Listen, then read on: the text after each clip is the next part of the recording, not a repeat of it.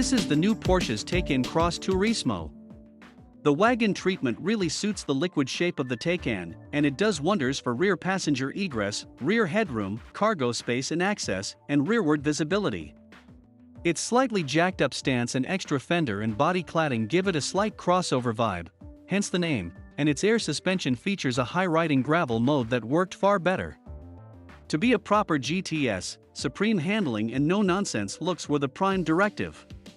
The high stance had to go, and the body cladding was stripped away and replaced with blacked-out moldings, badges, and wheels in the manner of the Taycan GTS sedan.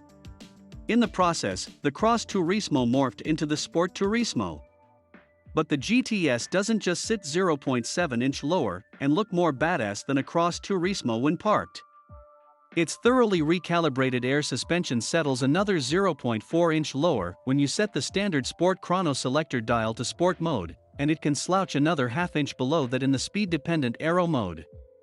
The changes go way beyond mere stance though, because the point of all this was to deliver direct turn-in response and a much more neutral cornering attitude.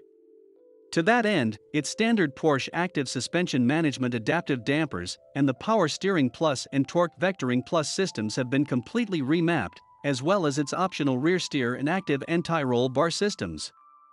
The Sport Turismo's lower stance certainly plays a role, but 2022 Taycans also feature improved battery state of charge management software and improved brake calipers that generate less incidental friction when the pads are retracted.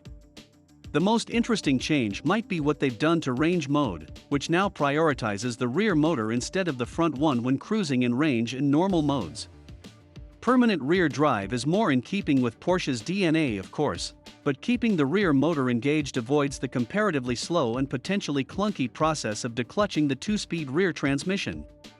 It's far simpler, not to mention quicker and smoother, to set the direct drive front motor into freewheeling mode. Porsche claims the Taycan Turbo S Sport Turismo will hit 62 miles per hour in 2.8 seconds, slightly behind the 2.4 second 0 to 60 miles per hour run car and driver recorded in their testing of a standard Turbo S. For several years now, Porsche has applied its Sport Turismo wagon treatment to versions of the Panamera 4-door. A similar formula applies to the Cross Turismo variant of the recently introduced Taycan: new rear fenders, a longer roof, and, in the case of the Taycan, a new rear hatch in place of a trunk. The substance of the Turbo S model's awesomeness centers on its two electric motors, one at the front axle, and one just behind the rear axle. Filling the space between them is a tray holding 396 battery cells delivering electric current at 800 volts. In normal operation, that's good for 616 horsepower, but activate the overboost feature with launch control engaged and the output briefly jumps to 750 horses. Torque is simply astonishing, with 774 pound-feet present in overboost from the moment the motors start turning. From our previous testing experience, the Taycan Turbo S sedan warps to 60 miles per hour in 2.4 seconds and obliterates the quarter mile in 10.5 seconds at 130 miles per hour. A small reduction to the Turbo S sedan's 192-mile EPA-rated range is expected.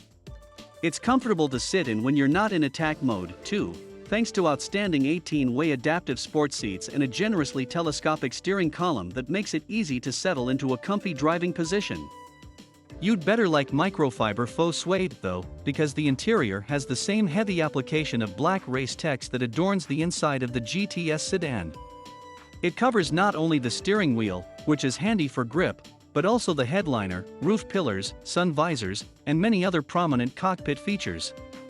You'll find contrasting red stitching too, and a smattering of either black brushed aluminum trim or optional matte black carbon fiber.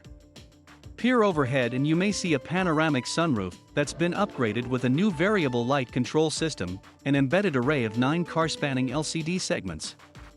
The panels can be individually switched from fully opaque to transparent via touchscreen, but in certain light the transparent setting does seem to be slightly hazier than the clear view afforded by the standard panoramic roof without this option.